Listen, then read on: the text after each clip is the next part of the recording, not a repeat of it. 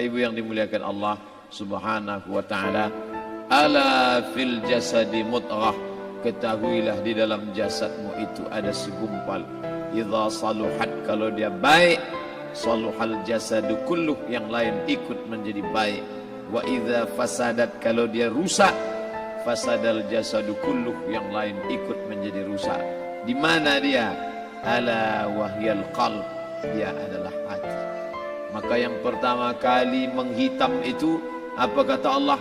Kalla bal rana, ada satu titik hitam, ala qulubihim, ada satu titik hitam di dalam hati mereka. Ketika satu titik dibiarkan berubah menjadi dua titik, dua titik dibiarkan berubah menjadi tiga titik, 5 titik, 10, 100, 1000, maka dia pun menjadi hitam semuanya. Ketika hati sudah hitam, maka itulah azab di atas azab. Khatamallahu ala qulubihim. Setelah hati menghitam, terkunci, menular ke telinga. Wa ala sam'ihim.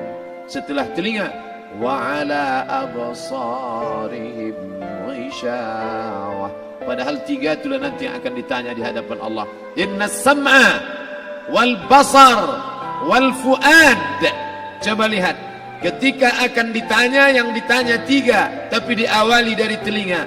Inna sam'a wal basar wal fuad, telinga, mata, hati.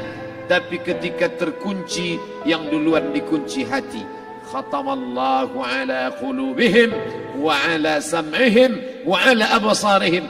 Kalau hati sudah terkunci, telinga tersumbat, mata tertutup. Summum bukmun umyum, summum bukmun umyum, peka, tuli, bisu, apapun tak lagi masuk ke telinga. Malam ini kita menyadarkan diri kita, terlebih lagi yang berceramah, jangan kau hanya sampai menyampaikan ayat saja. Hai Abdul Samad, apakah kau yang bicara itu hatimu sudah hidup? Senantiasa merasakan diri, aku orang paling hina, aku orang paling kotor, ditempelkan kening ke lantai di tempat yang diinjak tapak kaki, mengatakan bahwa aku bukan siapa-siapa. Malam ini Kepala Kanwil BPN Provinsi, Kabupaten, saya tak bisa membedakan mana yang kabupaten, mana yang kota, mana pegawai tinggi, mana pegawai rendah, semuanya rata sama.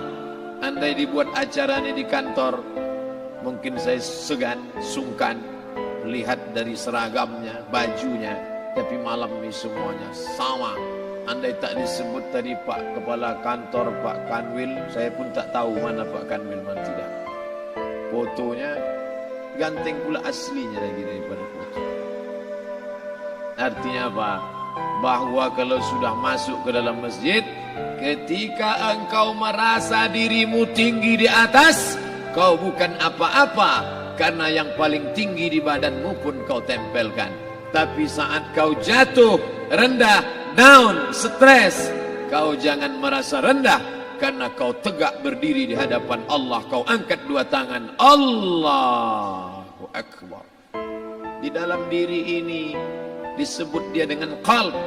Kenapa disebut qalb? Orang Arab menyebut qalb qallaba, karena sifatnya berbolak-balik.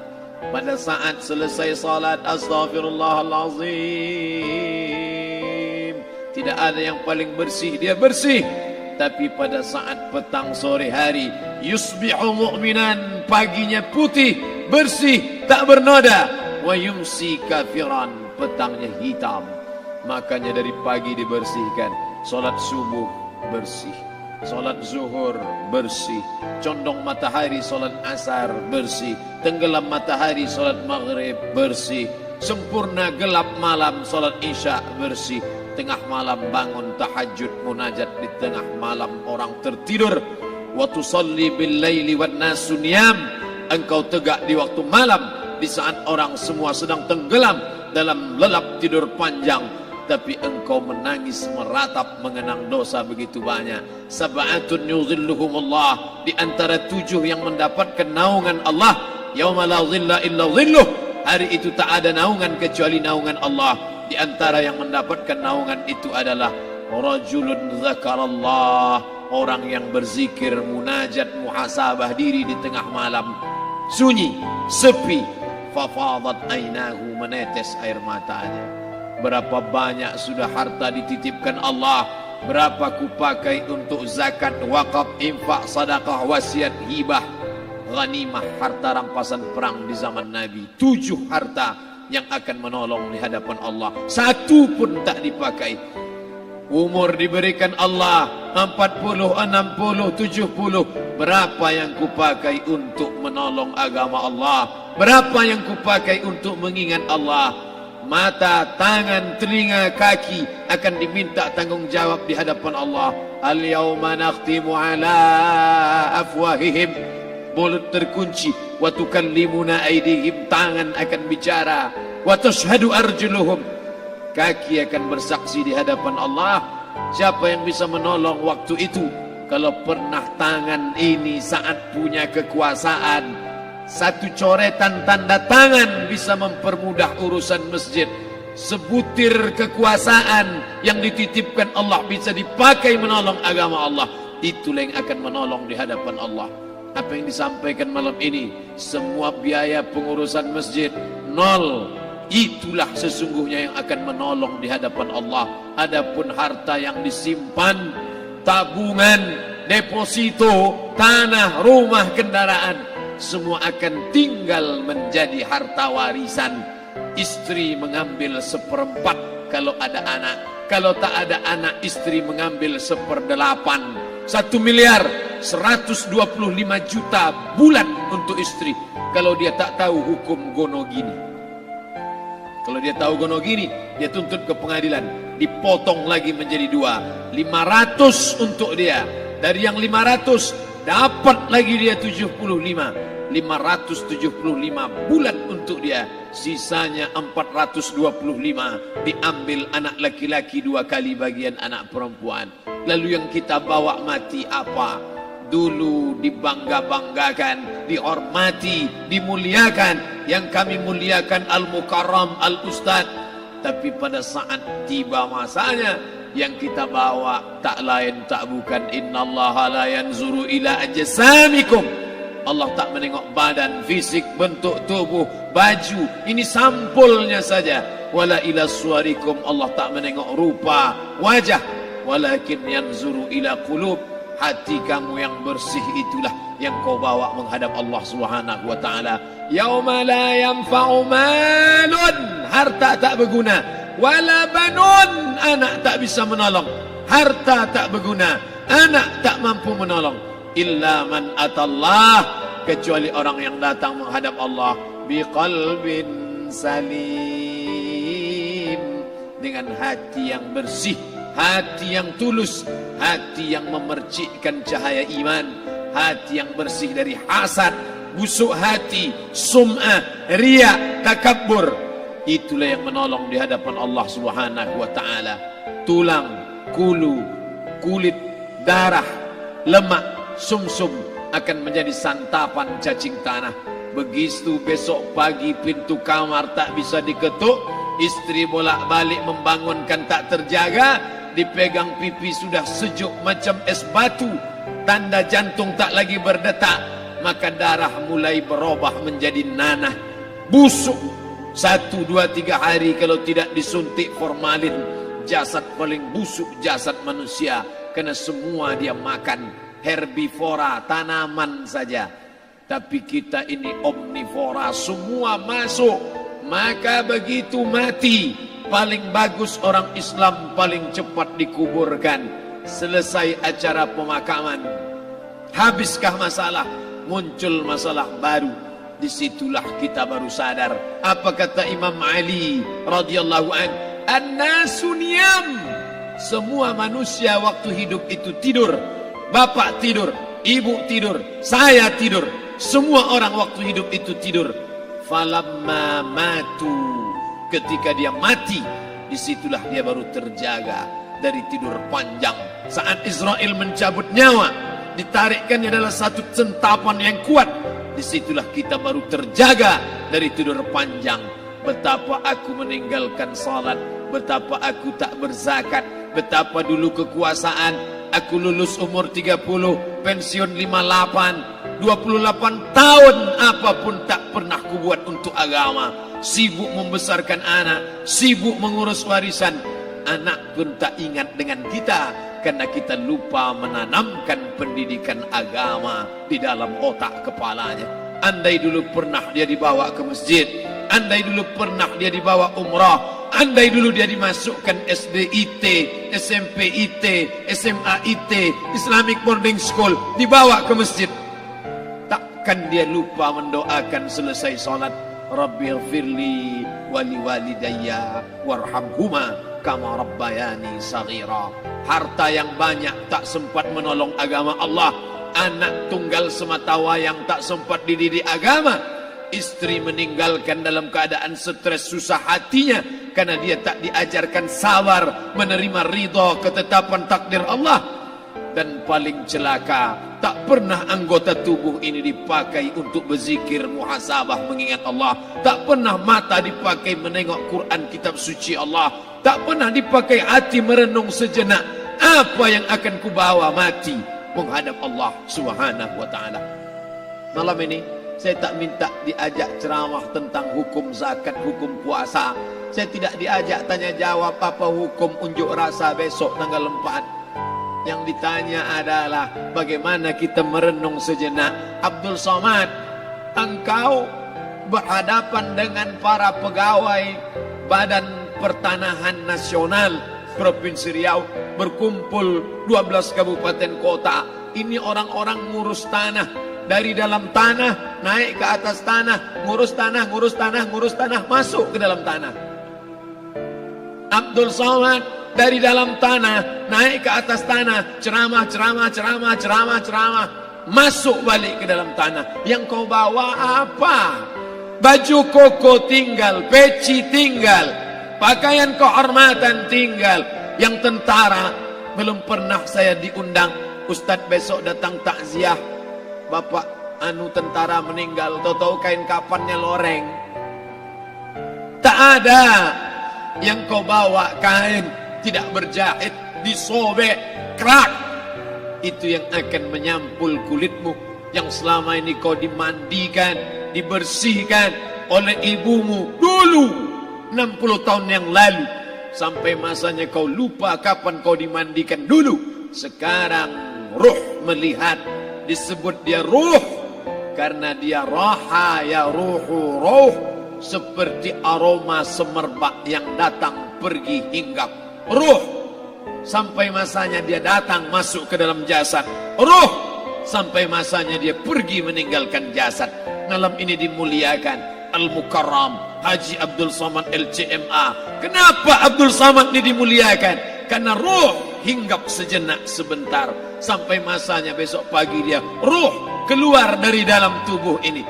Anak yang katanya ayahku sayang, istri katanya kaulah abang, sampai masanya mereka tak lagi mau mendekat. Rumah itu saya yang buat, saya yang mengukurnya.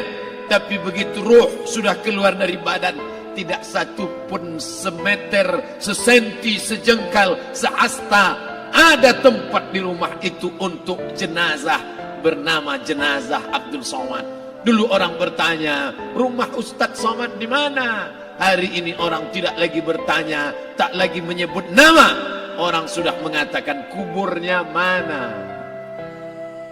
Dulu kalau dia masuk masjid, didatangi orang, disalami orang. Mahasiswa, anak-anak, remaja mencium tangannya sebagai tanda hormat. Tapi begitu diletakkan keranda, kita akan sholat jenazah nanti selepas sholat zuhur. Apa kata orang? Letakkan di tepi sana, letakkan di tepi sana. Tak satu pun mau mendekat, letakkan dia di sana. Bahkan sebagian mengatakan dalam masjid, letakkan dia di luar.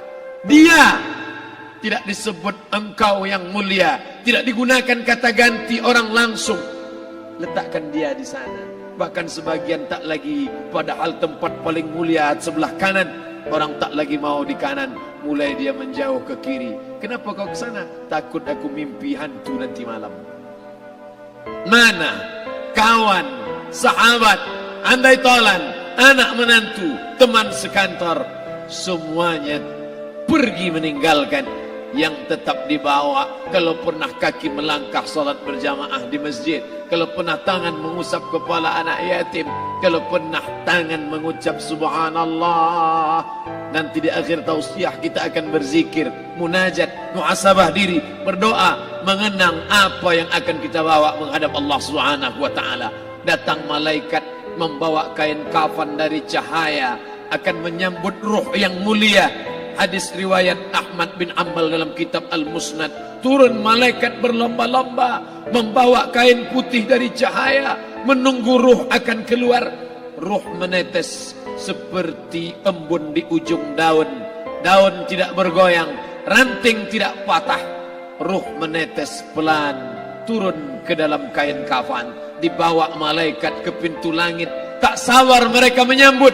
Inikah dia yang selama ini berjamaah? Inikah yang dulu ketika dititipkan kekuasaan menolong agama Allah? Kam min masyhurin fil ardi walam yakun ma'rufan fis sama. Berapa banyak yang masyhur terkenal di bumi, malaikat tak mengenal dia. Ini roh siapa?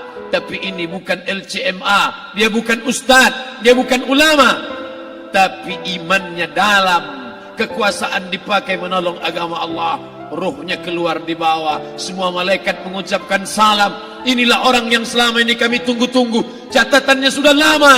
Setiap pagi petang malaikat subuh membawa catatan namanya, malaikat malam membawa catatan namanya. Kami merindukannya. Begitu orang-orang yang masyhur di langit tapi tak dikenal makhluk bumi. Tapi ada sebaliknya, yang rohnya disentapkan, ditarik malaikat dengan begitu tarikan yang sangat kuat. Nabi bertanya saat Isra Mi'raj kepada mereka yang sudah mati ribuan tahun yang lalu, apa yang kalian rasakan? Yang satu mengatakan seperti tebasan pedang di tempat yang sama beratus kali. Yang satu mengatakan seperti kambing yang dikuliti hidup-hidup. Yang satu mengatakan seperti mata kail pancing ditarik dari kulit yang basah. Maka kita berdoa setiap selesai salat, Allahumma hawwin alaina, ringankan kami ya Allah, fi sakaratil maut, di saat sakaratul maut yang amat sangat menyakitkan itu. Dan mereka yang pergi tak pernah kembali, mereka yang mati tak pernah bercerita, kecuali hanya kepada Sayyidina wa Maulana Muhammad sallallahu alaihi wasallam. Di saat malam pertama di tempat yang gelap, di tempat yang tak pernah diimpikan oleh orang, tapi kita tetap melewati dan merasakannya. Perlahan-lahan cacing tanah, ular-ulat kalajengking akan menggerogoti kulit yang selama ini dimandikan, selama ini dipakaikan sampo yang mahal, selama ini dioleskan pelembab yang lembut. Tapi ternyata sebelum roh keluar jasad, setelah keluar, dia hanya akan menjadi santapan cacing tanah, hancur berkeping hari demi hari. Yang pertama kali membusuk adalah mata, karena dia berisi cairan. Cairan ini mengering, busuk dan berlubang. Lalu kemudian usus sebulan di dalam tanah, mulai dia menggelembung masuk angin dan dia meletus pecah. Cacing-cacing tanah mulai datang menggerogoti, memakan. Habis lemak, tulang, kulit, bulu, sumsum, darah, jantung, empedu, limpa, buah pinggang. Habis semuanya, tinggal tulang-tulang yang memutih, dimakan oleh tanah, ditelan oleh massa, sampai akhirnya Asi bin Wa'il membawa tulang yang kering itu kepada Nabi Muhammad, baginda Sayyidina wa Maulana Muhammad. Ya Muhammad, ayuhyi rabbuka hadzal idham, sanggupkah Tuhanmu menghidupkan tulang yang kering ini? Nabi diam tak menjawab, sampai akhirnya datang Jibril alaihi salam membawakan wahyu. Qul, katakan kepada dia.